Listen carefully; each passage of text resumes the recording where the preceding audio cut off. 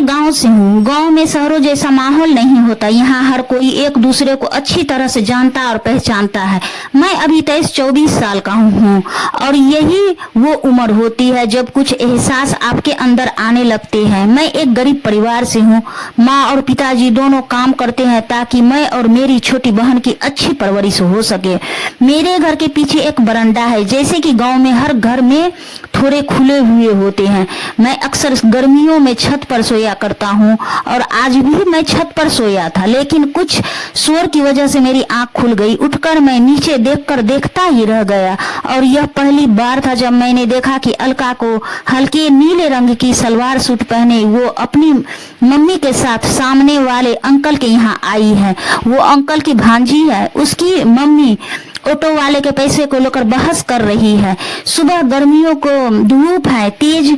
Alka bag लिए खड़ी है। उसकी आंखों पर सूरज की रोशनी आ रही है। यह देखकर मैं अलका की बीचों बीच आ गया। अचानक मैं अलका पर रोशनी पड़ता बंद हो जाती है और इसीलिए उसका ध्यान जाता है मेरे ओर।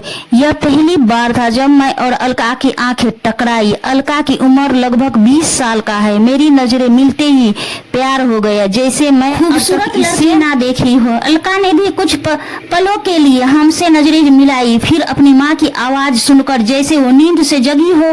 फिर मैं अक्सर अलका के घर के टकटकी बांधे देखता रहता था। अलका के मामा जी के घर के किचन की खिड़की रोड की ओर खुलती है, इसीलिए मैं अपने घर के बाहर ही डेरा जमाए रहता हूँ। कभी किसी बहाने हम घर के बाहर ही रहता हूँ। जब भी अलका दिखाई देती वैसे ही मैं घबरा कर जाता हूँ और इधर उधर देखने लगता हूँ। जिसके इंतजार में मैं बैठा रहता उसके देखते ही मैं नजरें चुराता हूँ। एक दिन मैं अपने घर की छत पर खड़े होकर पतंग उड़ा रहा था।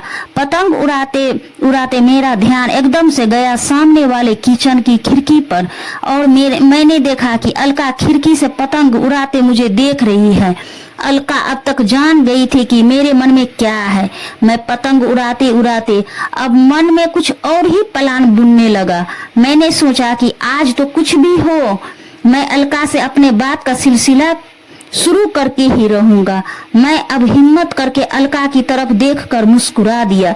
यह करते समय मेरे मन यही चल रहा था कि क्या पता वहां से कैसे जवाब आए।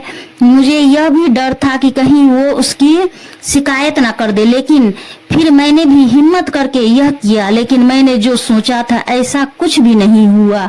वहां से जो जवाब आया उसकी मुझे उम्मीद नहीं थी। जवाब में वहां से एक प्यारी सी स्माइल आ गई। मेरी खुशी का कोई ठिकाना नहीं रहा। मेरे जैसे सारा जहां मिल गया हो और फिर मेरा हिम्मत बढ़ी। अलका एक दिन मेरे छोटी बहन से बात कर रही होती है। हिम्मत करके मैं भी उससे बात कर ही लिया। मुझको पता चलता है कि अलका पतंग उड़ाना चाहती है।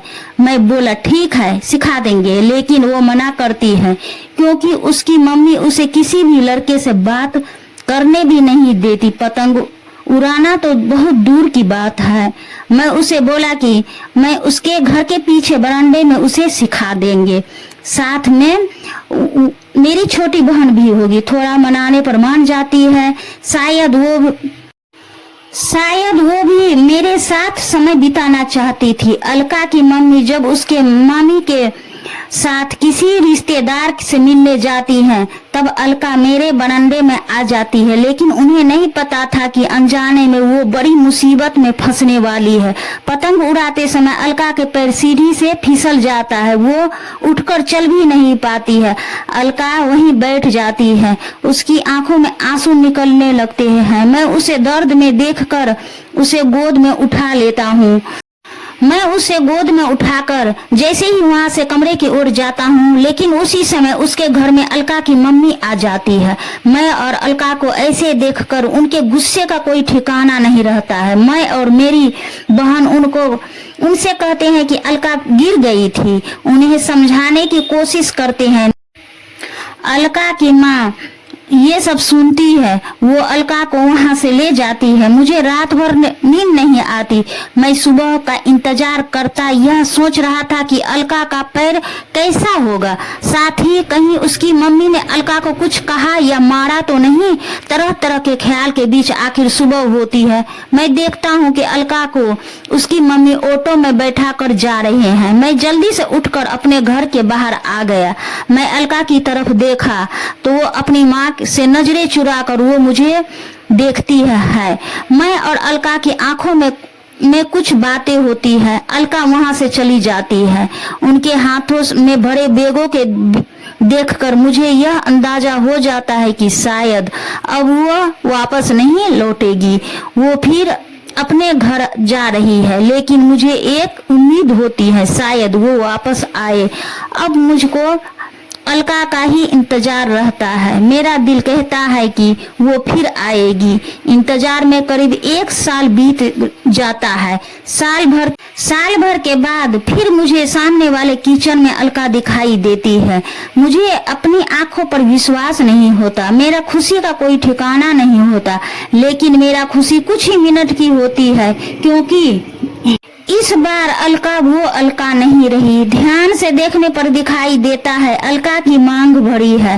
उसके साथ उसका पति भी है। अलका की शादी हो चुकी है। अलका की नजर खिड़की के बाहर देख रही मुझ पर पड़ती है। अलका कुछ पलों तक मुझे देखती है, फिर जाकर अपने किचन की खिड़की बंद कर लेती है।